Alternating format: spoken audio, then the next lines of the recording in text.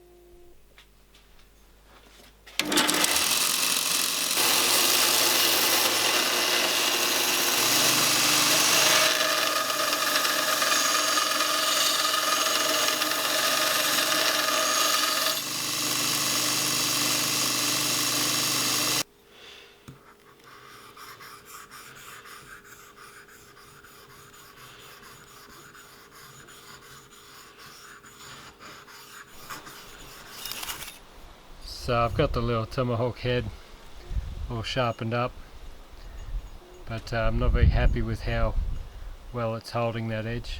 Whenever I put it into a piece of wood, it wants to fold that edge over ever so slightly. So that generally means that this steel isn't hard enough or isn't tempered correctly.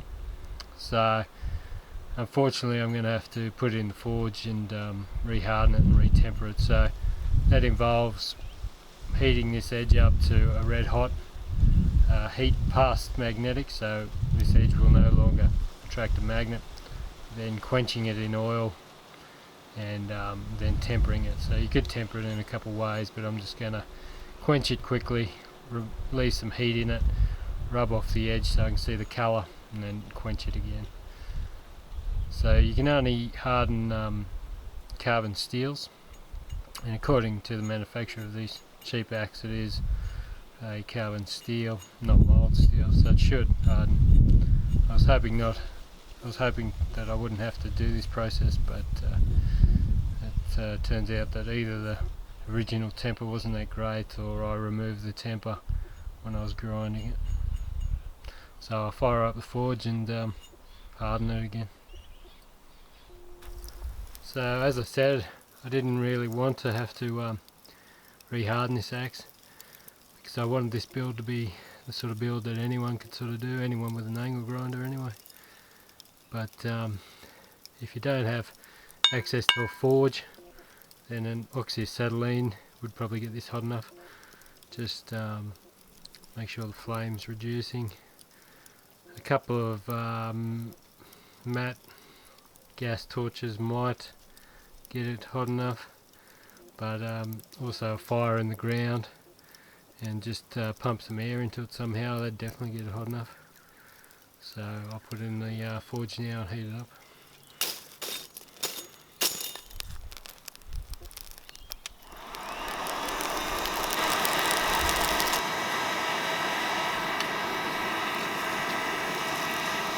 So you see on this edge the magnet doesn't stick, but up here the magnet does stick, so that's ready to quench. So I'll just put it back in to heat it up and then quench it.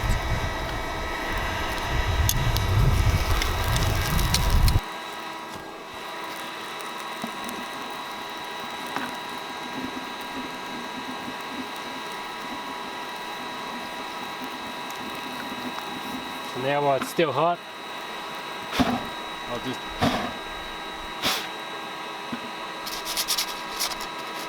expose some fresh metal.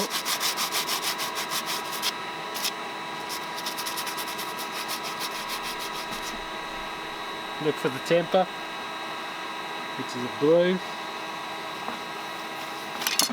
Put it back in. So there it is, cleaned up a little bit with that sandpaper. I got it a little bit hotter, the flame was a little bit oxidizing, took a bit out there, but I'll take that out when I grind it. So I just tested in a piece of wood, and that's the edge is a lot better. So that was a blue, pretty dark blue colour on the temper. So I'll take it to the grinder and put those bevels back in. Make sure I keep it nice and cool when I do that, so I don't remove that temper. So let's go and do that now.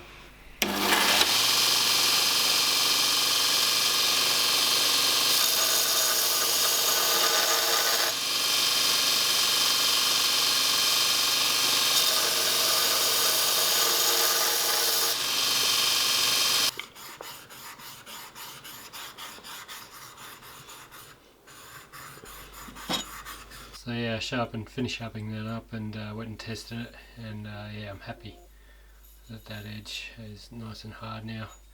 It's not folding over and it's not chipping, so it's about the right temper.